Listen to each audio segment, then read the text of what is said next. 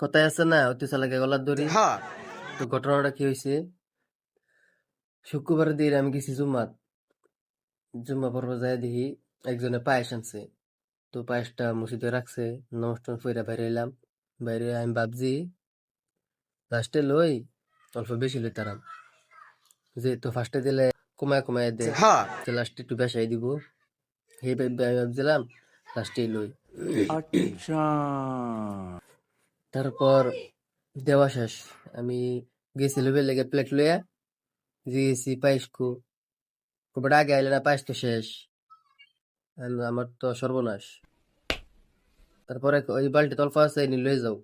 আমি লইলাম, লইয়া আমি কইছি তো যাই হোক, সরম তোর পাইছি না, অল্প হইলেও পাইছি পায়েস।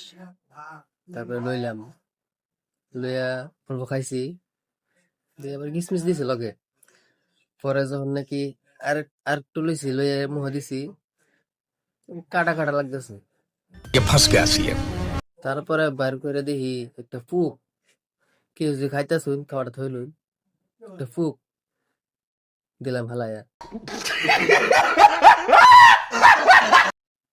দেখলাম কলাম কই বাড়িতে একটু দেরি লাগবো, এই কল থেকে পানি খাইলে, কল থেকে গেলাম পানি খাইবার। এক ফোলা মানে এক হইতেছে কয়টা চারটা তো হ্যাঁ, এদিকে পানি খাবে। তারপরে তো আমি বুঝতে হারাব দিচ্ছি না, আসফান আমার মাথা পড়ছে না আমার মাথা যায় আসফানে পড়ছে কিছু বুঝতেছি না।